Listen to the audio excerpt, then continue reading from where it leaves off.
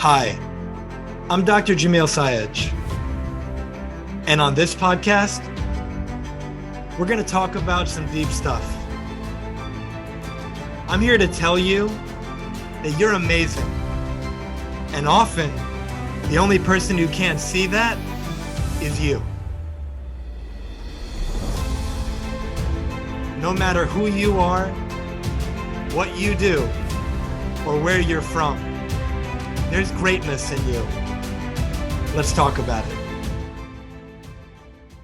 Hey everyone, I'm Dr. Jamil Sayed, and welcome to the Transformation Starts Today podcast, where I interview leaders, champions, and high performers from all walks of life as they share their story, the lessons they've learned along the way, and empowering perspectives to help you create an extraordinary life without regret, starting today.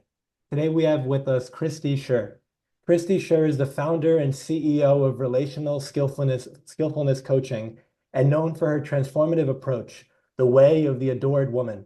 With a mix of wisdom, warmth, wit, and precision, Kristy leads women to rediscover and embrace their most cherished selves, shed old relationship scripts, and rewrite their experience of love and intimacy. She believes that when a woman dares to love herself to her very edges, she sparks a revolution in her relational world that makes epic love an inevitability. That's a fun word, an inevitability. There we go. Kristy helps women understand that outrageously satisfying relationships don't come from working harder, but from wholeheartedly embracing our emotional depth, cultivating our sensual vitality, and honoring our self-worth. With her alchemical method, Kristy ignites transformation in her clients, empowering them to feel truly adored and alive in a relationship that is emotionally connected, deeply intimate, and mutually nurturing. A fourth-generation registered nurse with a background in maternal newborn care, she brings a soulful yet pragmatic approach that supports and challenges her clients in equal measure. Kristy, such an honor to have you with us. Welcome to the show. Thank you so much, Jamil. I'm so happy to be here talking to you. Yeah, I've been really excited for this conversation, and I know our listeners are in for a real treat. And so I'd love to dive in. For our listeners, they haven't yet met you, they don't know your story. Can you please share with us who you are, what led you to where you are today, and what inspired you to do what you do now? First and foremost, I am the mother of two amazing adult sons who I believe are deeply good men. That's probably the most important thing in my life is that I've raised two sons to adulthood who I think are really cool and awesome. I love that. I'm the wife of a very kind, probably the most integral person I've ever known, a man that I've been married to for over 30 years. And I am somebody who has always wanted to talk about relationships, like relationships, how to have good, happy, like I am alive, I feel happy in myself and deeply connected to you kind of relationships is really the only conversation I've ever wanted to have. Mm. And for most of my life, I actually felt profoundly ashamed of that. For most of my life, my sense of that wanting to be the conversation or that being the thing I was sort of preoccupied by or challenged by, I actually felt a lot of shame and thought that there was something sort of, try not to drop the F-bomb. I'm like a sailor. I'm like, if you see me going, that's fine. But like for most of my life, I really thought there was something wrong with me, that I found relationships challenging, painful. And even though I've been married for 30 years and really deeply in love with my husband, we had many, many years, in fact, decades of being emotionally really disconnected. And it was my journey through that, and really through other relationships that brought me to the work that I do now. I believe that a woman's journey in love is a heroine's journey, that it's a process or an experience of learning how to go more deeply inward and be willing to go into sort of the descent. And through that, ever moving more deeply within, we really learn how to rebuild the personality structure of love. I think a lot of us did not get that as children. I certainly didn't. I didn't come from a relational world where attunement and connection was something that was practiced or effective or adequate even. And I believe that when a woman changes her relationship with herself, that when she loves herself beyond all reason, she changes every relational system she touches. That I think a lot of women, maybe not all, might not apply to some who are listening, but I believe a lot of women, and I've worked with a lot of women because as a perinatal nurse, I've probably worked with over 7,000 families and babies and mothers, but that a lot of women simply do not understand the power they have to create deeply good relationships. They simply do not understand the power of their own love, and that the power of their love is life-changing. It is relationship healing. It is body healing. It is world altering. I really think that a woman's capacity to love is one of the greatest untapped resources in the world. And my deepest longing, because it came out of my own struggle, my deepest longing is to help women learn how to sit in that place of profound power that is really the greatest power for good.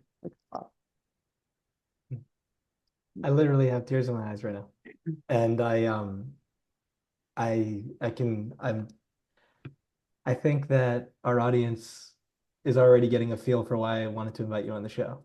This is going to be such a beautiful conversation, and a few things that came up that I wrote down while you were sharing. First, I love the way you acknowledge your sons and your husband.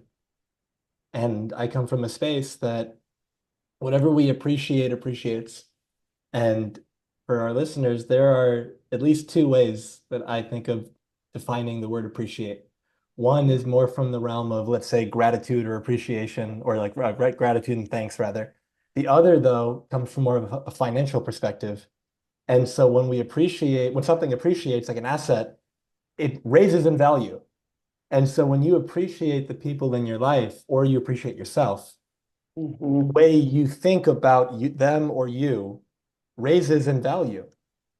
And so with that in mind, I wrote down, we experience others based on how we create them in our mind. What is the story for our listeners? What's the story you tell about your husband or your wife? What's the story you tell about your kids? What's the story you tell about yourself? And think about it from the perspective of most of the time you're doing it unconsciously. And when you're frustrated, when you're coming back from work, if you don't work from home, if you're about to see them, is the story rooted in, oh man, like I'm gonna have to go see them and they're gonna do this, or they're probably gonna say that, or I'm not looking forward to, you're creating the experience ahead of time and then living into it. Yeah. And when you realize that no matter how you label somebody, there's so much more than that. And that doesn't excuse behavior. It doesn't make, of course, they're going to show up the way they show up, and they did what they did and all these things. And your experience of them is created by you. And Heck so I yeah. want to start with that, and we can go back and forth if you'd Oh like. my God. There's so much in that I want to respond to. So I have long believed that there's an entire universe, an entire world or universe or many universes that exist inside another human being. And part of what makes love so exquisite and beautiful and enrapturing is that when we are in connection with somebody, we actually get to enter into another world, and someone gets to enter into ours. And that experience of entering into somebody else's world is what like creates sort of sense of awe or wonder. Like when we go out into the natural world and we see things that are like sort of beyond our, comprehension, we experience awe and wonder. And I think that that's something that's really possible through loving someone else. But that requires a capacity for attention. And one of the things that I teach the people that work with me, I work with women and with couples. But one of the things that I teach people, one of the first things I talk about with people is, what are they doing with their attention? Where is their attention? Where are they placing their attention? Do they have fluency? And I don't really like to use the word mastery, because I think that that connotes that we can control something like attention or thoughts, and we can't. The first thought arises, our attention moves. The thing that we do have a choice about is what we do when it's moved. Like, can we move our attention back? But learning how to place our attention very carefully, but to do that, to place my attention outward on someone else and to see them with as little of my story as possible, because I don't think it's possible to not have a story. I don't think it's possible to completely, wipe away like an etch-a-sketch our subjectivity. Like we are a self. We're going to see the world from our perspective, but to see someone with as little of our own sort of lens as possible, to really see, like, can I see who this person is? That enables us to access empathy. So like you can hear as I'm talking, there's actually all these skills that are stacked up that make for an amazing relationship, for a relationship that feels really good. One is our ability to place our attention deliberately. So being conscious of what do we do with our attention, our thoughts. And the other is, and you talked about this with appreciation, like how our stories about someone else, they're like, I call it amygdala goggling, because I grew up in the 80s and people use the term beer goggling when they go out and they would like hook up with somebody because they'd been drinking. But we very often are looking at people through our amygdala goggles, meaning our memories of all the stuff that happened in our lives that we feel badly about, our previous hurts and disappointments, our resentments, all of that comes from the part of our brain that's like scanning the environment for what's not safe, who's not safe. And very often couples that are unhappy in their relationships are amygdala goggling. They are putting on their, as Julianne Short says, they're putting on their history colored glasses and seeing their world, but particularly their partner, through that. Yeah. For me to learn how to appreciate my husband and appreciate my sons, I think that those are the three people who have taught me the most about how to love well and how to love in a way that I how to get to the place where I could love from a fullness, as opposed to loving from a longing for love, like loving to get, as opposed to needing to love from fullness. That really taught me how to let go of a lot of stories that were reinforcing resentment and disappointment and hurt. And I mean, I love men. Like I raised two boys who became men, and I think they're delightful. I think they're brilliant. I think that they are definitely different than women. I mean, I went to a women's college where, like, in the 90s, when like everything was, everybody was equal, was sort of the idea, like, let's level the playing field, and we would kind of level it emotionally. And then, I think it was a writer named Brissenden who came out with a book called The Female Brain, which was basically like, men's brains and women's brains are actually different. And that actually really helped me more deeply appreciate my uniqueness in a family system of just men and boys, just masculine. But it also helped me start to see, like, oh, there is something different about them that I don't come to the world with. And it is beautiful and deeply complementary. And the more I appreciated my husband, that was a big shift in my marriage. That was probably one of the big pivot points. When I learned to really deeply appreciate him, I'm just going to say this in a really crass way, and people might be like, what the heck is she saying? It's like shooting fish in a barrel. Like, women feel like men don't give, men don't do this, men don't do that. It's because we don't appreciate them. We are not seeing them. We are not seeing their giftedness. We're not seeing their power. When we as women start appreciating the goodness in men, and I think most men are fundamentally good, those men really show up.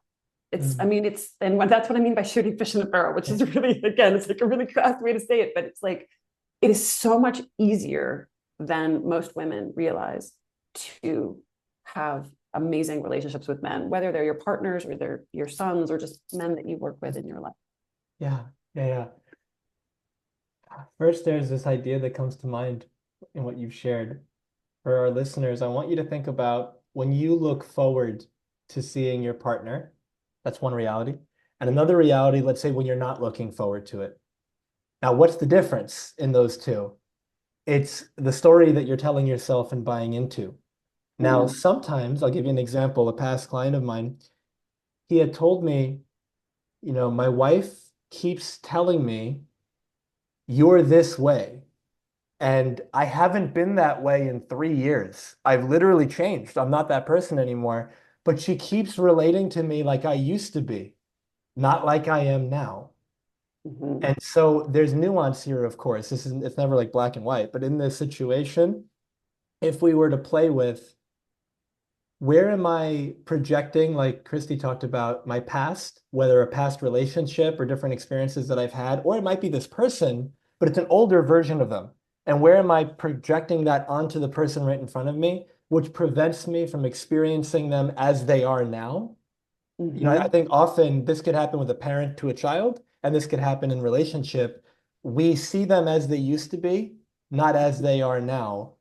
And if you're missing the person right in front of you in a way, that's not fair. Like you're not being as, like you said, we're all going to be subjective, but can we be as objective as possible and with how we're showing up? And there's also something I wanted to just acknowledge you for, but also that I think is really hopeful for our audience. There's some people listening who are in a relationship and it's going really well. There's some people listening who are in a relationship, it's not going well. There's some people listening who are not in a relationship and they want to be in one. And there's some people in a relationship, not in a relationship, they don't want to be in one.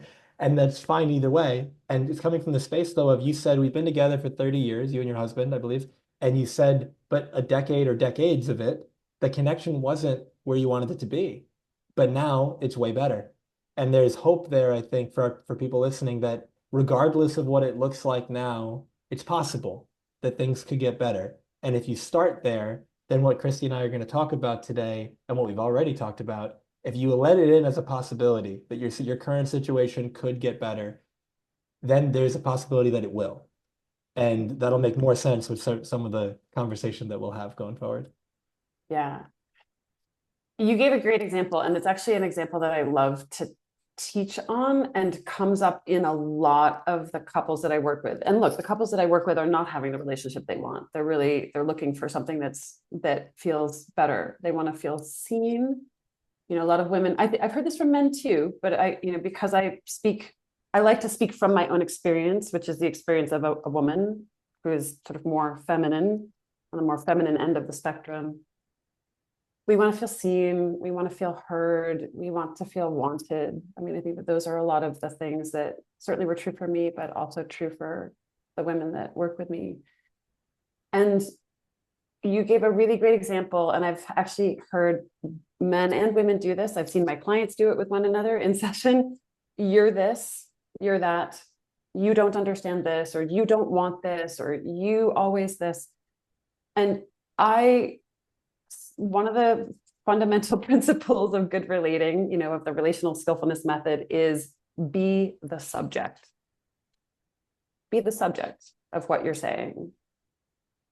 And what that means is when I speak, I'm speaking from I'm speaking about my own experience. I would love it if you understood this thing that's meaningful to me instead of you don't understand. Because when somebody says you don't understand, so that's a complaint, you don't this, or you're always this. When we define someone else, what we're actually doing is avoiding being revealed. We're avoiding self-defining. And self-defining is one of the essential aspects of the emotional development required to have a good relationship. We have to know who we are. So I say it this way. Self-defining is I know who I am. I know what I like. I know what I need. I know what I want. I know what I think. I know what I believe. I know what I wish for. I know who I am and I dig it. Like I like who I am. That's important. Yeah. So that's the individuation. That's the beginning of individuation. I know who I am. The next piece, and this is about the sort of spectrum of like emotional development that moves us into differentiation. And I'm not the person who made this up. There's like tons of like, researchers and writers and clinicians who talk about relationships.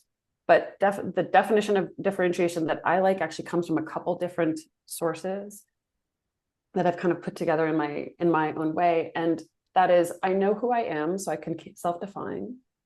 And I can reveal that vulnerably meaning I can let you know, like, this is what I would wish. Like, Jamil, I would really love it if you could, or this would be, I would like this, or I believe this, or I wish for this. I can vulnerably reveal something about myself, so I can let you see me.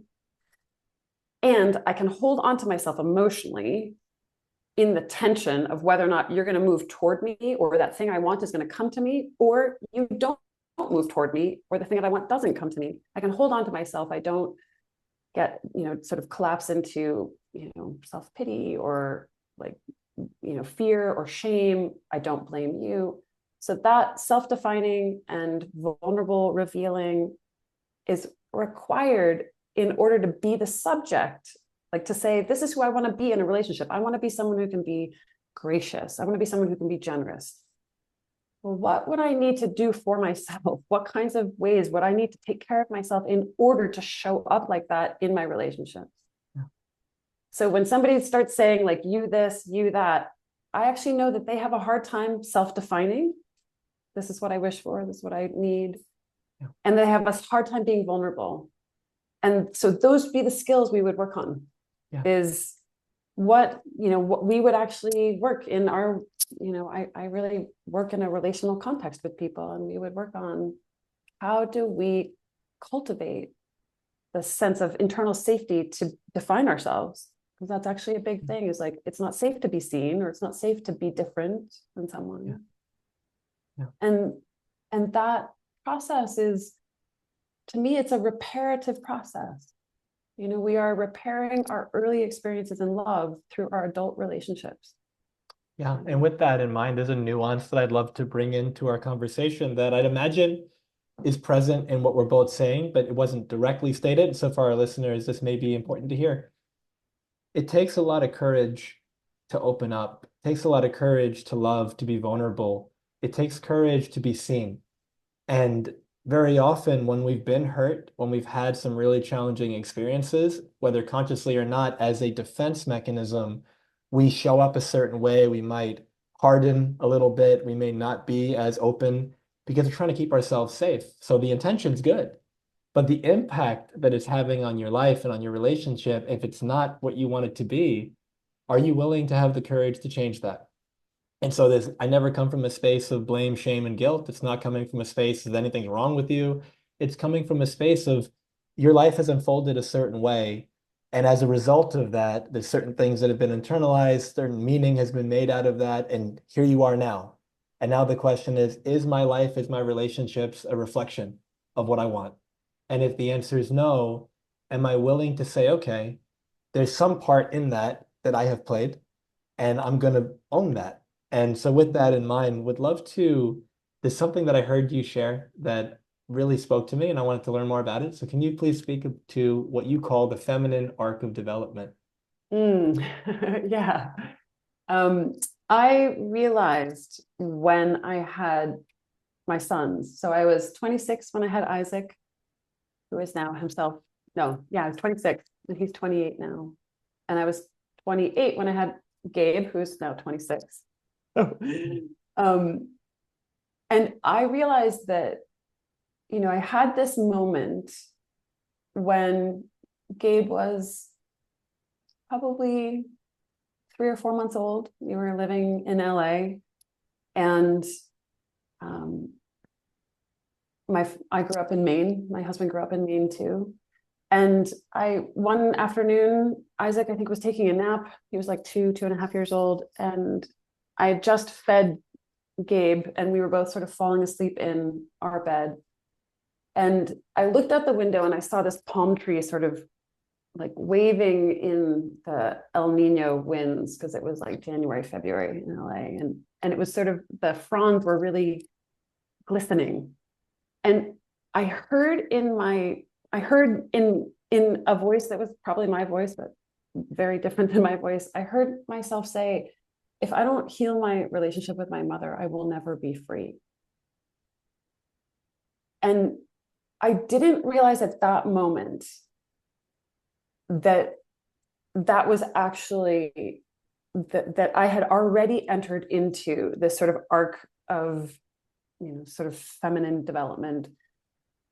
I did not realize, because so many things had to unfold for me to get to where I am today. But what I know now is, after working with, a lot of mothers and babies, is that the experience of tending, caring for, and nourishing another human being, whether that's an infant or a child or even adult child, if we came from, and I'm going to use a phrase of one of my mentors and teachers, someone I've studied with, if we came from an environment where we are carrying mother hunger, so we have had an injury to our to the love we like a relational injury, an attachment injury, if we experienced that as women, then our journey in motherhood is going to be very, very challenging. And part of the arc of development, if a woman chooses to have children in particular, it is a schooling in how to love ourselves such that we can love freely. I believe that if we don't radically, like outrageously, beyond all reason, love ourselves, our love will cost us and maybe cost the people that we love or that we're attempting to love. So I sort of mentioned that earlier about a woman's journey in love is a heroine's journey, and the heroine's journey is a different thing altogether than the hero's journey. Joseph Campbell talked about, the hero's journey where like you're sort of cast out and you have to go like wander through the wilderness and, meet all these sort of challenges and then, grasp the Holy Grail. And, through that you like develop your sense of self. And I think that that's a great masculine, sort of conquering the world kind of approach. Like somebody who I really love, who was a Jungian therapist, said when my sons were really little, and this helped me really understand the masculine process. I'm gonna use a swear word because it was involved. Okay. But he said when my sons were like 5 and 7, and this was sort of like parenting advice. It's strange, but it really helped me understand. And I'm going to compare this to the woman's, a feminine sort of heroine's journey. He said that there are 3 questions for a masculine being. Can I eat it? Can I fuck it? Can I kill it? And I want to explain, because people might be like, oh my God, I want to explain how I understand that. Eat it means, can I take this in and metabolize it in such a way that I can turn it into a creation? Can I take this experience in? Can I take this knowledge in? Can I take this challenge in and turn it inside of my being so that I can turn it into life force moved out into the world? So that's, can I eat it? Can I? This is about how we use both our attention and our intention. Can I use my attention and intention to penetrate into something, to pierce into, like, to move into deep relationship with something, to move into it in a way where we create unity? Like, can I benevolently impose my will on the world around me? We have to be able to do that in order to create. And all of us have this, but this is like for more, these are the big questions for the masculine essence beings. And can I kill it? It's not about killing. It's about, can I conquer this? Can I again impose my will, but can I vanquish? It's like the yogi who sits on the mountaintop who gets to absolute stillness in their mind. That is a vanquishing, like vanquishing the constant churning of the mind. That would be sort of more masculine. It's all sort of outward, right? It's moving outward in some way. It's about the external. The feminine arc of development is one in which a woman has to go in and in and in and in. It is about the depth of her being, the depth of her capacity to feel. And for many women, suppressing their capacity to feel has been just sort of epidemic. But the feminine arc of development is one where we have these challenges that actually require we go in to sort of claim the resources. It's like the sort of more Western interpretation of Inanna.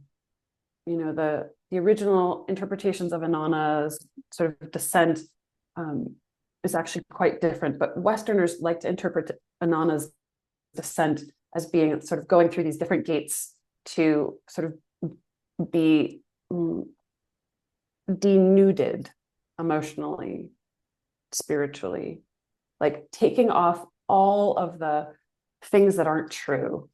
And I think that that's actually a really important part of the heroine's journey is through motherhood. Like motherhood taught me that I really did not know how to meet my own needs. I didn't even know I had needs. And so my mothering was deeply, deeply compromised for a period of my life. I caused a lot of harm for a period of my life as a mother because I did not know that I had needs. And when I started to realize I had needs, and that was what came up in my mothering experience, was that, I was a rager. I screamed, I was unkind, I was scary. And so I encountered a part of myself that was terrifying. And the only way to actually resolve that or to grow through it was to go in and realize, oh, I come from a lineage of women who are deeply, deeply, deeply undernourished emotionally and perhaps spiritually. And being able to meet that part of myself with like no judgment, total compassion, like meet that part of myself in the way of a mother that I did not actually have. I had to learn that. I had to cobble it together from different places in my life. And then come back up, into the world with that resourced, like I've gotten resourced with a capital S. That, and then that actually becomes the thing that comes through me. Women don't give what they like want to give or what they like to give, or even what they think they need to give. Women give what they are. We give what we are. So if we are scarcity, that comes through in our love. If we are fearful of our worthiness, and this is not to guilt anyone, because I know some people will hear this and say like, oh, I'm doing it so wrong. No, we just have to understand that until we learn how to love ourselves, and some of us might take our entire lives to do that. And I think that this is the woman's journey, is to love myself is the most generous way that I can be in the world. Because if I don't love myself, nothing that comes through me will be free. I can't freely give. I can't give to you from my lack or my emptiness. I have to give from my daily remembrance of my goodness, no matter how fallible. And that it goes inside that continual process of descent. Like when we don't see something in our world, it's actually go in, go deeper, go in, go deeper. When we don't see something in our world, that's the feminine process, is to go in, because I believe that there's an infinite well of love that lives within us. I believe we're made that way. We are here because life wanted us here. There's no mistake in us being here. Doesn't matter whether your parents wanted you or not, life wanted you. And being able to tether to that, like it changes the board. Like, it completely alters the game board that we're on. I know I go into the sermons. No, I'm just being with your level of authenticity is so amazingly and beautifully refreshing. And so I want to just thank you for showing up the way you do. And as a loving challenge to all of our listeners, something Kristy said, that I come from a lineage, in your case, of women who have not been, let's say, nourished emotionally, spiritually. Maybe they've been suppressed. And maybe some of our listeners can relate to that or some other version of it. So I come from a lineage of ABC, whatever that is. What if you could declare, which you can, it stops with me? Think That's about like the power of that. It stops with me because once I shift that, if I have young children, let's say, they're going to get that new version of me. If I don't have children and I want them, they're going to get a whole different version of me. And even if my children are already grown up, everyone is in relation to you. So when you change, I use a metaphor of like a puzzle. It's like when you change, your piece shifted, the whole puzzle around you changes too. mm-hmm. Yeah. I like the analogy of a Calder mobile. You know, Alexander Calder did these enormous mobiles, like that would be in these like in museum plazas, like mobiles the size of a house. And I think that like when we change ourselves, like you know, because relationships are systems. They're not binaries. They're not like you know, we are always in relationship to something. And when we change ourselves, we shift that balance. So, you know, something out on the other arm that's balanced actually has to shift in order to create homeostasis. So you have to have some serious like courage of your convictions. You have to be very, very convinced of the rightness of your change. Yeah. And I think that takes practice. Yeah. Something I share with people often that feels right to share now that I'd love to get your take on. It only takes one person to change a relationship, but it takes two people to have one. Yeah.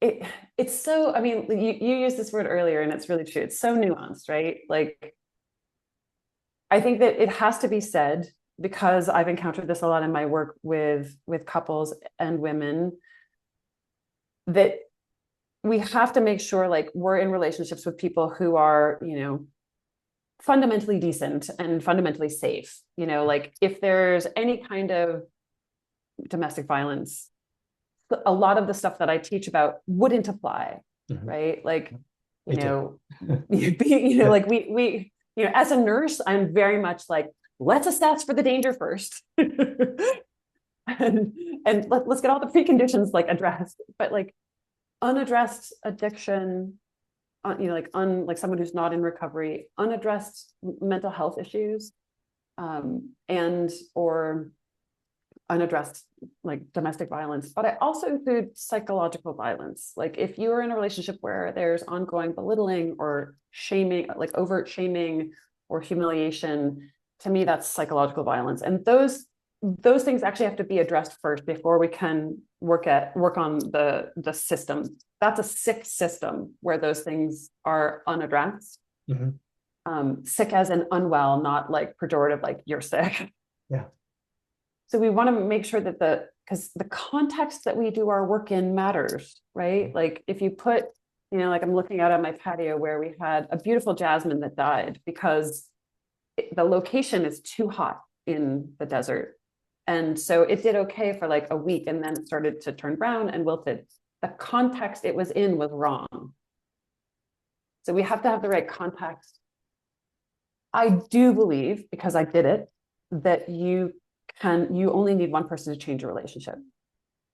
And I absolutely believe that when one person changes a relationship, the other person can experience the impetus to change. Like they actually might find within themselves. I think we do more by influence than we do by, well, we can't really control anybody. Yeah. Yeah. And to your point of what you just talked about, because sometimes I'm speaking with people and they're having challenges in their relationship, and it's the whole conversation is about the other person. And like you just talked about, all of those, the sicknesses, let's say, aside, if we're in a relationship and we both want to be here, it's just not going well. with if that's there at least as a foundation, Mm-hmm. the question for me is, okay, well, your partner is not here. I'm talking with you. And so given that I'm with you, how are you committed to showing up differently? How are you committed to listening differently? How are you committed to requesting differently, to enforcing a boundary differently with love, with respect, and all these kind of things? And that's where I come from when I say it only takes one person to change your relationship, because we're Mm-hmm. often waiting for the other person to go first, or we think Oh, that I've done all these things, and so it's their turn. But you could, I remember one of my early mentors when I started on this journey, I was 15 years old and I got into the work of Tony Robbins. well, And Tony would say something in relationship where somebody would say, I gave them everything, and the relationship didn't work out. And Tony would say, everything except for what they needed. And the thing is, it's kind of like a harsh thing to hear. And yeah, that's searing personal yeah, yeah, responsibility. yeah. But at the same time, it's coming from a space of, I could say, Kristy, I have told you the same thing 50 times and you didn't get it. But if I said the same thing 50 times in the same way, well, what if I had learned on the second or third or fourth time, this way is not getting through? What if I take the responsibility of altering my communication? Like you said, we can't control other people. The way I think of it is, I can control myself, and at best, I have influence over others, and I have varying degrees of influence. And so, if I can play in that world, it's like, okay, I can only control me. So, what can I do differently? Because whatever I'm doing isn't working to the degree that I would like it to be working. Mm-hmm. Yeah. I've heard you say in another podcast, because I'm a good student, I do my homework. But I've loved them. Like I was like, oh, these are amazing. I heard you say, know yourself. And I think that know thyself. I think that that is really essential to know, and this is the self, goes back to self-defining, that we have to really know who we are and who we want to be. And I also heard you talk about being in integrity, like lining up. And that's a big, big thing for me, lining up, like getting in alignment, having these things all line up together, our beliefs, and our values, our actions, like having all of those things line up means that we're in integrity, which just means we're coming into wholeness. Yeah.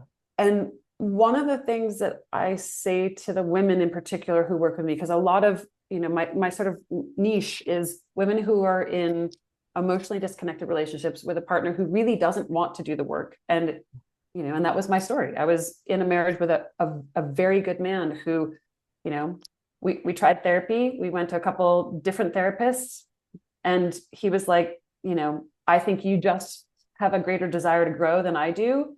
And neither of those therapists seemed to take any issue with him having no desire for anything in his life. And so I kind of got painted as the one who was complaining and had the problem. But the question that I ask people, women that I work with, one of the things I start with is, what matters to you? What qualities of the heart matter to you? Like when we're talking about relationships, what qualities of the heart matter to you? What does your heart lean toward? What would you love to know? What would you love to learn? What are the things that, when you think about a great relationship, what are the qualities of the heart that really matter to you? So that we're working on self-defining, like, the things that matter to me are, kindness. Kindness is a really, really big one for me.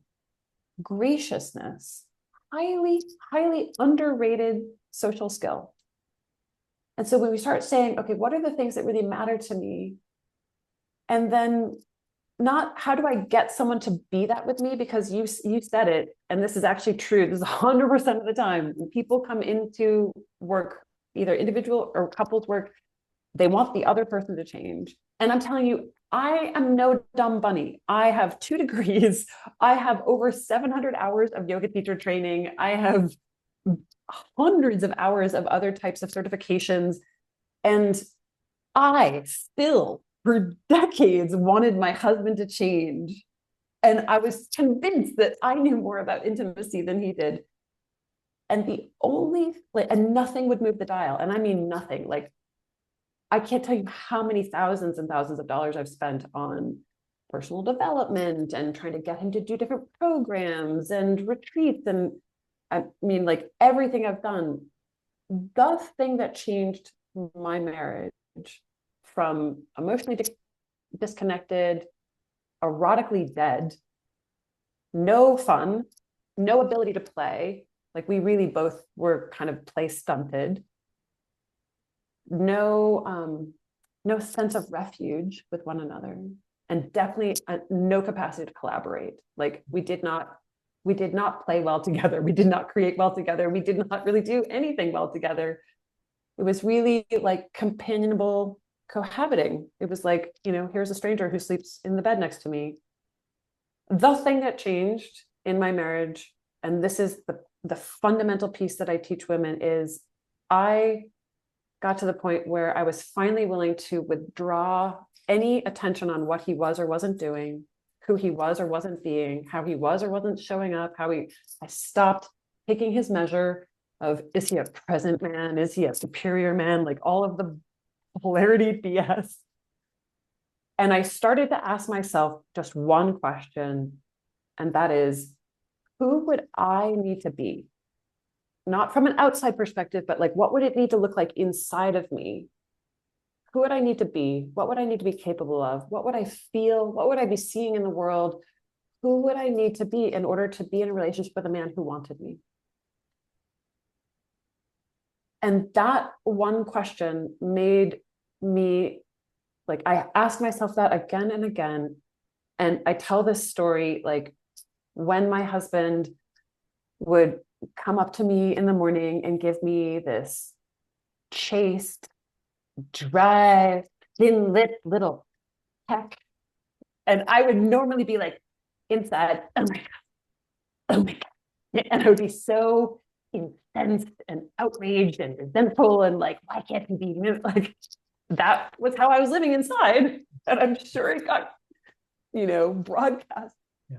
Instead of that, I would ask myself, okay, what would a woman who was wanted by a man, like knew herself as deeply lovable, deeply desirable, like that was in her. It wasn't coming from outside. It was in her. What would she do with that kiss?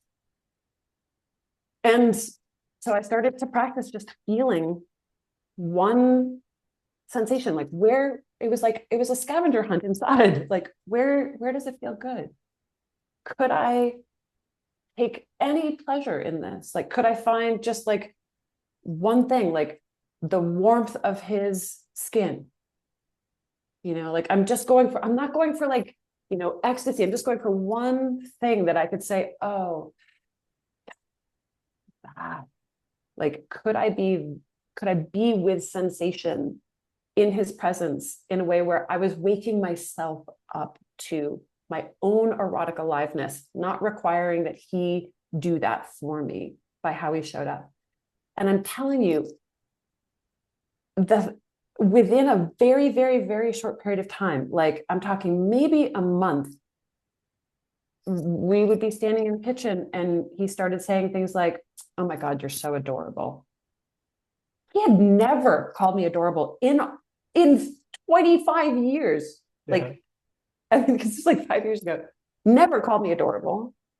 Started saying things like, you're looking pretty good. Like, watching me walk down the hall and I'd be like, thank you. Like, but also I was like, who the fuck is that?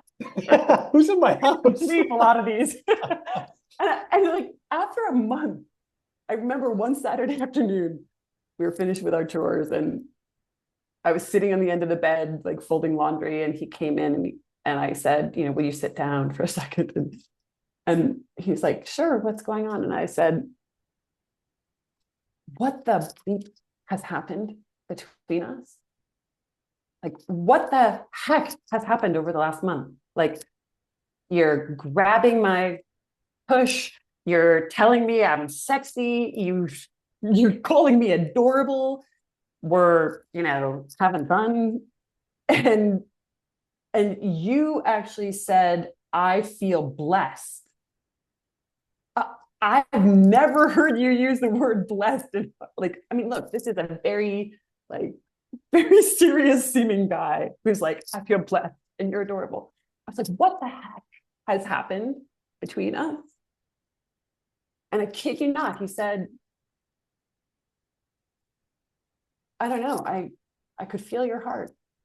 And suddenly I could feel my own. And I realized I wanted love. I got tingles when you That said was it. it. Yeah. Oh Yeah. man,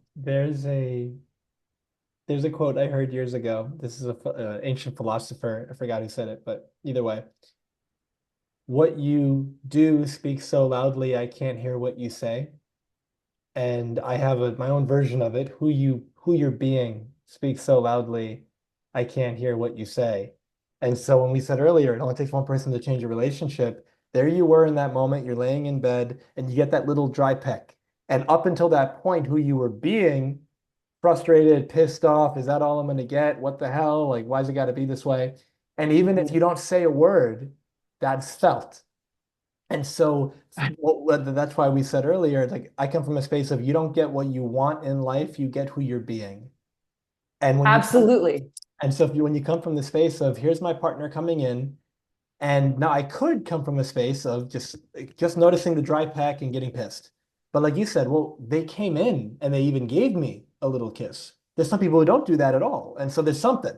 And like you said, you just started from you just like the heat on the skin, like you said, like the smallest sensation you could find. But once you found it, and then you kind of cultivate that love inside, all of a sudden you start to, we said earlier, whatever you appreciate, you start to appreciate, you start to acknowledge, you start to soften. And because in this case, your husband, he's in relation to you, he starts to feel there's a lightness, there's something, there's like an appreciation, even if it's not spoken, there's a look in your eye. And from that space, he starts to want to give more. It's like I interviewed a gentleman named Sanika on my podcast a few episodes back, and I watched that. yeah, oh yeah, it was a great So that conversation. was Yeah, fire. it was an amazing episode. And he mentioned something that's coming to mind right now, some variation of how can you call forth the king in your man? Because he's there. He might be dormant, but he's there. He wants to serve. He wants to love. He wants to give. But the thing is, like you said earlier, maybe he's scared. Maybe he feels unworthy. Maybe he feels depreciated. And it's like there's so much that goes into it and it's very nuanced.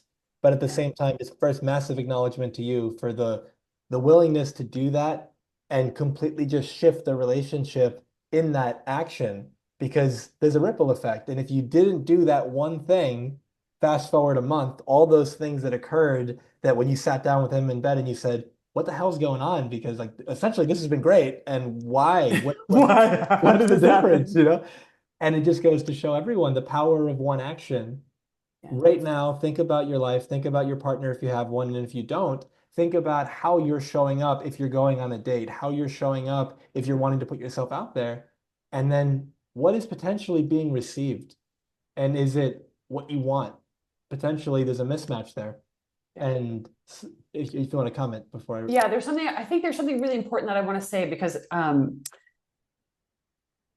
you and I are saying like appreciation, like this is the move, right? Like this is the thing that like if you can do this, and if is like that's what I want to talk about is the if, like this will change things. The thing about getting from resentful, like chronically disappointed, chronically fault finding, chronically critical, that's kind of relational stance to someone whose baseline, whose sort of defaults is to appreciate or to just remember to appreciate, that the ability to move from that one stance to this other stance that is more relationally skillful, yeah. it, in that it gets you the outcome you want, and it feels good for everybody. What it takes to get from there to there is actually the growth. Everybody knows appreciation is what makes things more valuable and makes relationships feel better. But why we can't get from being chronically all these unhappy things to appreciating the people in our world why we can't is actually why you and I have clients, Yeah. because we actually have to do certain personal growth. Like I had to learn how to, I really had to learn to work, and I have a process that I've created to work with resentments. I had to learn how to work with my thoughts. I had to think about how I thought. I had to work with, you talked about like the stories we tell. So I also work a lot with stories, states of the nervous system, and how those two things are connected. I work a lot on the ability to experience pleasure, because pleasure and connection are the two things I think that really heal trauma. And when we're talking about relational trauma, we have to be able to feel good, as Wayne Dyer said, to feel God or to feel connected. So the things that get us from being chronically unhappy and disconnected in our relationships to someone who can implement this, like, imperative that you and I are talking about. Like, I don't want people to think, oh, like I'm doing it, but it's not working because I'm still miserable. That might mean that there's still some growth. Like I didn't know that resentments really were pointing to places where I had needs, or I had some, something that I was ignoring in myself. Like that the key for me was to look at unacknowledged needs or unmet needs and the ways that I was projecting that onto somebody else. Like for me, that's the setup for a resentment, is that I'm having needs that I'm making someone else responsible for. I didn't realize that I actually have to clear my side in order to be someone who can appreciate. I have to be self-responsible. I have to be self-responsive. And that's the one thing that I haven't really talked about, which is self-attunement. Self-attunement is the ability to be in loving, responsive presence with ourselves, so that we've got this, we got ourselves like on fleek. We've got this down. Like this is the first orientation. Those are all the precursors to being able to appreciate and really cultivate that skill, that muscle that does grow the value of our relationships and sees the value in others. Yeah. There's this perspective that I heard growing up, and it's the idea that people would say relationships require work. And you mentioned Wayne Dyer, and there's this Wayne Dyer quote that I heard years ago, something to the extent, this is a version of it. It's love is what happens at the end of, or love is what begins at the end of infatuation. And this idea that in the beginning of the relationship, it may feel so new and so novel that, you're just excited. But then when at some point, just because you get used to the other person, the novelty starts to wear off. And like you mentioned earlier, when things weren't going well with your husband, like, no, that's just the guy that sleeps in the bed next to me, like the stranger. And so with that in mind, it's like, okay, once we get to that point, love is in my paradigm, here's the spiritual being having a human experience just like me, who's had their challenges and their traumas and their insecurities and their fears and their faults just like me, who's going to have moments where they don't show up as at their highest and greatest good, just like me. And that's why just like me is like one of my mantras. Oh, I love that. Yeah, you see somebody else out there who both ways. You see somebody who's just crushing it, they're doing amazing, and you look up to them, just like me, Just like, because I can do that too. But then you see somebody who's just like losing it, and they're fearful, and they're angry, and they're yelling, and they're impatient, and they're being rude, and you go, just like me, like I've been there too. yeah, And so it takes people off both the pedestal, but also out of the pit. And so yeah, now we're all even. yeah. And so It all that collapses separation. yeah. And so all that to be said, when we can say, here is my partner, let me see, I had a moment that but right when I went off on that tangent, it'll come back in a moment. But would love to just acknowledge, I think this was it actually, just to acknowledge anyone who's willing to do the work. Because if you're willing to do the work, you recognize that being in intimate relationship is what is going to bring up the things that most need to be worked on. And it's people often say in the world, like I've trained in, intimate, nothing will trigger you more than your intimate relationship. And it's the ultimate mirror. And it's this mirror that's reflecting back to you all the things about yourself that you haven't integrated, haven't accepted, haven't loved, all the areas that there's work to be done. Now you could reject that and make them the problem, But Mhm. then if you end that relationship, you're just going to do the exact same thing in the next one. Or, which is often a pattern that people experience, or you Yeah. can recognize that this person is literally, even though you think they're pissing you off, this is literally the greatest gift you could ever get if you do the work on it. And so something that we've talked about a handful of times so far is self-love. Can you speak Mhm. to, in your experience, what are the primary obstacles of self-love? Yeah, I mean, I used to think that self-love was frivolous. Um, Can you repeat that? and The that, connection oh, broke did for we a second. freeze a little bit? Yeah. Yeah, yeah. I used to think that self-love was frivolous. Hmm. I thought that it was for desperate housewives or, women who had more money than sense and too much time on their hands. Like that it was, I mean, I grew up in a family of women who were extremely hardworking. I had a single mother for most of my life. And so those are women who are really completely overworked and under resourced, usually, single moms. But the the challenge for me was, in order to love ourselves, this is, my experience, and this comes straight out of, both my personal experience, my professional experience, and also out of the literature. To love ourselves, to know ourselves, to be able to turn our attention towards self with love, we actually have to experience that. We learn to love ourselves in relationship to someone else. Hmm. We learn who we are in relationship to someone else. Like we develop a sense of self in relationship. That's normal. That's rightful. So when we're relearning self-love, we're actually repairing our sense of self, our concept of self that got distorted. Because attunement, like I talked about attunement means loving responsive presence. That's my definition of it. And attunement is I see you. Attunement. So when someone's attuned to us, how it feels is, oh, there you are. Like we feel like, oh, here I am. Is the receiving experience? Oh, here I am. I'm being felt. I'm being experienced. As in a little person's brain, that I'm being experienced is what starts to create a sense of self. And when we're being experienced with love, we're like, oh, I'm being experienced and I'm lovable. We internalize this self concept. So a lot of people get to adulthood without that. or it's got some dings in it.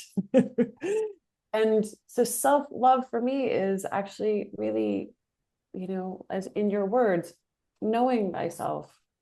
It's knowing ourselves, but knowing ourselves in a particular way, with love, with sort of that wise adult mind perception of, you know, like, yeah, there are imperfections and there are flaws and there are ways that I will need to grow until I am done on this mortal coil. And that that relationship, we get to determine the quality of that relationship by our attention, by the thoughts that we're thinking, by the stories that we're telling about ourselves. We get to cultivate all the emotions that we want to experience from somebody else with ourselves. And I think we have to. I don't think we have to love ourselves perfectly in order to get love. But I think that the process of loving ourselves is one of, being in a relationship with, like, who is this being that exists inside of here? Yeah, yeah. And being curious and kind. Like I practice with myself. I have to practice a lot of stuff with myself that, comes easier for me with other people. And that self-love is, I'll describe it this way. Years ago, when I was first thinking about like what is like wanting to have a purpose in the world, I was still working as a nurse, and I went on a retreat with a really great sort of business coach. And she said, go out. We were in Northern California. She's like, go out, take a walk in the woods and ask, what is yours to teach? What is yours to give? And I really didn't know. I wanted to talk about self-love, but I was not actually loving myself at the time. This is like 9 years ago. I was still very much in a very long-term eating disorder. I was really struggling in so many places in my life. My marriage was not okay. And I walked through the woods and I came to this clearing, and there is this big, wide open, sort of rolling golden hills, sort of farm, Northern California farm country. And it was like early fall, late afternoon. So it was like golden light. And I leaned back against this sort of young eucalyptus tree. And you can smell sort of like the musty smells of like leaves that had fallen. And I could smell the eucalyptus, and the wind was sort of soft and warm. And I just kind of leaned back and closed my eyes because I was not coming up with any answers. So I just leaned back and kind of closed my eyes for a moment and just felt the moment in in that place. And I opened my eyes and I saw this hawk way off, like right over the middle of this sort of open field, just kind of doing this dipping and like soaring, dipping and soaring. And it was riding on warm air currents, it was just like doing its hawk thing. And I, again, heard in my mind my own voice, but not my voice, say, all of life exists in a state of self-reverence. And I knew immediately that self-reverence is not the kind of narcissistic, selfish, self-centered notion that we have of self-love, but self-reverence is the unself-conscious joy of our existence, the unself-conscious pleasure in being without having a story or an image or even a self-concept, just the beingness. That to me is the point of all self-love work and all relational work and all personal development work, is to get to the place where we can simply be here in this moment, be, and love that experience. Yeah. Because I think that the being and the love actually are the same. Yeah. Love the answer. I remember a spiritual teacher of mine, he said, being is enlightenment, becoming is ignorance. And it's in my mind, it summarizes this so beautifully, because can you just be with yourself without thinking you have to be more than you are right now? Yeah. You can have your goals, you can have your big things in the future that you want to accomplish and step into, and that's wonderful. And can you realize your sufficiency, your enoughness, your worthiness now? Can you just look yourself in the mirror and say, hey, I've been through a lot and I've survived everything I've gone through. I made a mistake earlier, but then I made it right. Or I made a mistake and at least I'm aware of it now and I'm going to make it right. Or, there's so many ways you can, just like you with your husband, same exact thing. You started with that little dry kiss and you said, all right, how can I essentially, in my words, make the most of this and find something? But then, get the ball rolling where the momentum happens and your whole life Right. changed in a month. In the same way, how can I begin to appreciate and acknowledge and have grace with and forgiveness and compassion with and for myself, Mm-hmm. even to 1% more, 1 degree more than I have been up until this point? And if you just do that, it opens up the window. There's a little window of possibility. And when that opens up, you start to move through it. And every day, maybe 1% more, 5% more. And before you know it, you're being more gentle with yourself. You're more forgiving. And that level of grace, first, when you give it to you, it'll be easier to give it to others, which is a beautiful thing. And it goes both ways. If you give it to others, it's easier to give to yourself. So you can approach this either way. But yeah, the self-love component, sometimes people think they make it a big thing in the sense that they don't know how to do that. But if we were to just say, how would you talk to yourself if you were somebody that you loved? Or or or how would you treat yourself if you were somebody you were caring for? Right. If there was somebody that you really admired, revered, loved, respected, and they were in a dark place and they weren't doing well, and they were really being hard on themselves, how would you speak to them? You probably wouldn't kick them when they're down, metaphorically. You probably wouldn't berate them verbally. You would be Yeah. kind. You would be loving. And from that space, as a final point here, I think of being loving. I think of love like a verb, Mm-hmm. not a noun. And so when Yeah. you think of be loving, it's like you could say, I love myself or I love somebody, but am I being loving? Is that their experience of me? Mhm. Maybe I say, I love that person, but I just yelled at them and now they feel bad. And so coming from that space, do they feel my love? Do I feel my love? Is my expression, my actions, a embodiment of this love that I say that I want to embody? Yeah. Yeah. You use one word that I think is so important, and it's something that I really like. I'd love, for us to sort of wrap up on if that's sort of where we're headed, because this is like the really important thing to me. You use the word sufficiency, Hmm. and that sufficient does not mean perfect. It means enough. It does the trick. It does it. Like it does the thing. And everything that you and I have talked about, we do not have to do any of this perfectly for it to work. We can actually do a lot of this like self-love and relational work not perfectly, and maybe even kind of messy, and maybe even like only 50% effective for it to actually work. I Yeah. mean, like, none of us is going to be perfect, period. But the point is, like you said, really just like taking those one little steps and moving towards like what could be just a little bit better, or how could I do this a little bit differently? How can I be a little bit more loving? Like that momentum really does, like, momentum matters. Enough is enough. Yeah. Enough is sufficient. Yeah, yeah, yeah, absolutely. It's like instead of this perfectionist idea of I have to know it all, it's like what if, 70%, 80% was good enough? And I mean, like, or even less. Like, I'm so, really convinced that like we don't have to do yeah. anything anywhere near as well as we think we do in order to Mhm. see something feel good or Yeah. better.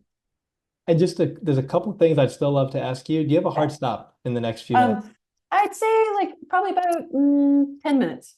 Okay, all right. So we can keep these answers on the briefer side, but I think it'd be Okay. really valuable That's to very still hard cover for them. me. Sometimes we do. So something that you've shared with me that I think is really powerful, because I know you work with couples, and often a man may feel emasculated, and you had mentioned that a woman can feel domesticated. And I thought that was a really powerful way of expressing that. And obviously that would lead to problems. And so would love to hear your take on that. Yeah. So I think that, the we don't really have a word in the English language for the feminine or female equivalent of emasculation. I tend to believe that no one can emasculate a man, that his masculinity is his and it lives in him, and it we can only feel a certain way if we feel a certain way. Yeah. If that's what lives in us. And likewise, I think for women, though, the equivalent to emasculation is domestication, where we start to make things very neat and tidy and orderly, like, a woman's menses being ordered by taking birth control pills, which actually really, really causes problems with hormones Yep. and thyroid and all sorts of other things downstream. So domestication, like making things neat, tidy, orderly, is actually the opposite of, the opposite conditions of experiencing pleasure, having the capacity to feel. We are sensate beings, meaning we navigate the world through our senses, and senses are what enable us to experience the world through our sensuality, which is meaning just feeling without any kind of judgment or stories attached to it.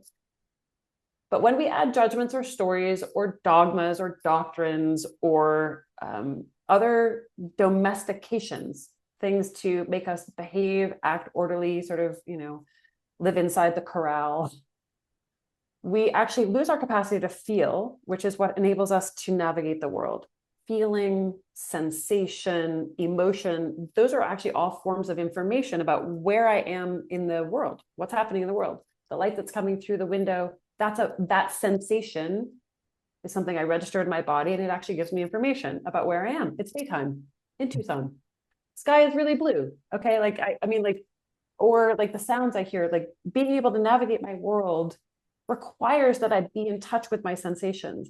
Being able to navigate my relational world requires that I be skillful in feeling.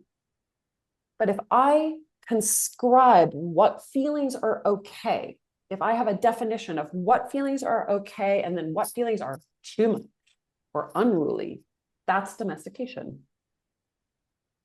And we lose our sense of who we are and what's rightful in our relationships to the world when we do not know how to feel and have the full like breadth and depth of our feeling, which I think is actually infinite. I think that our capacity to feel is endless. Yeah. If we know how to do that and feel safe to do that. Yeah. Thank you for that. Yeah. There's a social media post of yours that I saw that I resonate with all of them, but there's one that I saw that spoke to something that I've seen very commonly happening in people's relationships where one person feels, and this might be both, but at least one person feels like they've become mom or dad instead of partner or lover. And in case anyone's experiencing that right now, could you share too, how'd that come about? How does it get perpetuated? And how does that get fixed? Oh, yeah, that's a really good question. I think,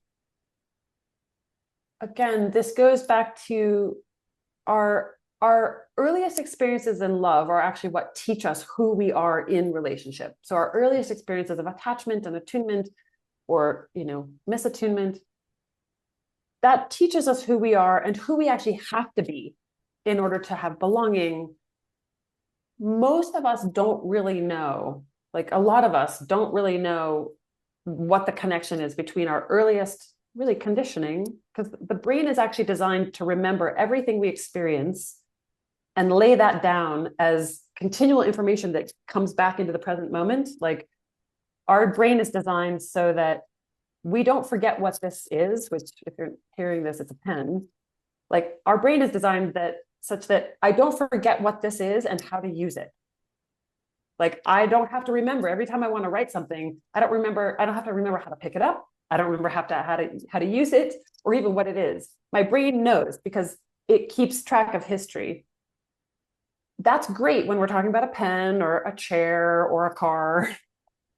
But when it comes to a relationship, the problem is we bring our history with us.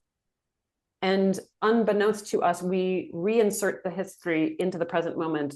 But it looks as though it's the present moment that's happening to us, to a part of our brain. Like, oh, this is, Jamil, and, he's doing X, Y, Z. But what we're really very often, like 80 to 90% of our thoughts, and this is out of the research, are being informed by the past. 80 to 90% of our thoughts in the present moment are being informed by, colored by, history colored glasses, amygdala glasses, goggles, informed by the past. So if we're in a dynamic where we have parentified our partner, which is a really common thing, we've kind of made them into mommy, made them into daddy. And I know it sounds a little pejorative, but I kind of like to be playful. Because I think we all do these, like we all have some sort of stance. And how we find our way out of that is to really look at, what do I believe about love? Like, who do I think I have to be in order to be loved? Like, and this requires being able to think about how we think. Because like, if you said to any number of people, like, what is love to you? What does love feel like to you? A lot of people would be like, oh, love is warm and sweet and tender and happy. Those are our ideas of love. But if we actually were talking about like, what has been my actual lived experience of love, and we have had a painful life history of love or inadequate, inconsistent love, our actual experience of love is going to be more like loss, pain, fear, hurt. So to start to like disengage from a pattern in a relationship, we actually have to start really looking at us. Like, again, it's the know thyself. What have I believed about love? What have I believed I needed to be, who I need to be loved? Again, it's again and again, like withdrawing our attention on what's happening out there and really being able to track what's happening in here. And the beautiful thing about that is self-attunement. So when we start to repair relationships, we're really in the present moment, we're repairing what happened to us in our earliest life, like the thing that was missing. and we start to regrow, like we redevelop the personality structure for love, where, like you talked about this earlier, where we are equals. Somebody isn't above me, they're not one up, they're not one down, as Terry Real would say, one of my teachers, but we're here together. We're there's parity, there's equal, there's sameness. Yeah. We're on the same, like we're not better than or less than. So I think some of it is really just being able to ask yourself, because the quality of our questions really determine the solutions that we get, right? Oh, yeah. And start to ask ourselves the right questions of, what am I really believing about love?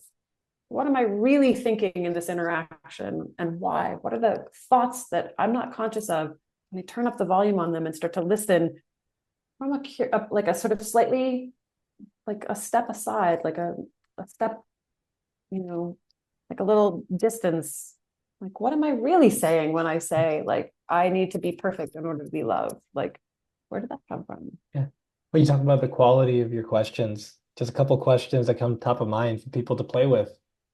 What could I be missing in this interaction? What might that person recognize that I'm not seeing? How could I be perpetuating this problem with what I've been doing or saying or unwilling to do or say? It's a couple examples of, you ask a powerful question, changes the whole idea of the answer. And so as we wrap up, Kristy, if this was your last opportunity to speak with our audience, to speak with these people, and let's say they're in a relationship, and let's say it's not going well, and if this was your last opportunity to connect with them, what would you want to make sure they know? What's on your heart to share with them? Yeah, I believe that we all have the capacity to love. I believe that that's actually in the structure of who we are. That I believe it's the way our brains are designed. That love and connection, we were made for that. And no matter the wounding that we've experienced, no matter the hurt or the loss or the conditions of our life, I really truly believe, because I've lived this, I've talked a little bit about it, but I've lived coming from a very emotionally, relationally underfed world. I believe it is really possible, and to have love that feels good, and to have relationships that feel good, and that it starts with the willingness to, as you said, ask different questions, and to, like, borrow my belief. I think I heard Senyika say that, like, borrow my belief. If you and put yourself in the context of people who actually do know how to love well. And because we learn by resonance, but borrow the belief and start looking for the clues. Because most of my journey over the last, I'm 54 and I've been on this for 40 years. It has been a breadcrumb trail, just following the next thing. And I believe that our ability to love ourselves is what enables us to be part of what is an energetic circuit, a complete circle of giving and receiving. That giving and receiving aren't sort of like unidirectional, they are a complete circuit. Our ability to give determines our ability to receive, and our ability to receive determines our ability to give. And I think that is wired in us. We are wired for love, and we're wired for great love. Absolutely. Thank you so much. And thank you for your presence today. For our listeners who want to work with you, connect with you, learn more about everything going on in your world, how do they best do that? I can be found on Facebook. I share a lot of my writing, and you can either follow me or friend me on Facebook. I usually will talk to people through either direct messages. I also have a Substack, and you can follow my writing that I share there too. And I have a couple programs coming up for women. So if you're curious, come and, visit my little corner of the internet where we talk about all things relationship. Love that. I will have the links to everything to connect with Kristy in the comments, or in the show notes rather. And for our listeners, thank you so much for your time, your attention, your presence. Deeply, deeply grateful for you. If this has been valuable for you, please share it. Share it with anyone you know who you believe could benefit from this. You never know the ripple effect. Just like Kristy taking that dry kiss and turning it into this beautiful fairy tale relationship that she has now. You could do that for somebody else, and the equivalent is you just shared it. And Mm. please leave a comment, leave a review wherever you're listening to this. Helps the algorithm, helps more people find us, and it just makes a big difference. And so thank you again so much. Kristy, anything you want to say in closing? This was just so much fun. Such a pleasure. Thank you so much. Likewise. Thank you very much. I call this podcast Transformation Starts Today, and I call it that because most people's favorite day to change their life, from what I found, is tomorrow. And as a result of that, life stays the same and they stay stuck. But you can be different. You can apply what we've talked about today, and you can begin making the rest of your life the best of your life. Wishing you all the best, all my love, and looking forward to the next time we speak. Take care. Thank you for being with us today. If this conversation served you, it would mean a lot if you left a review and shared this with anyone who may benefit. An extraordinary life without regret is available to you now. Choose it. It's your time.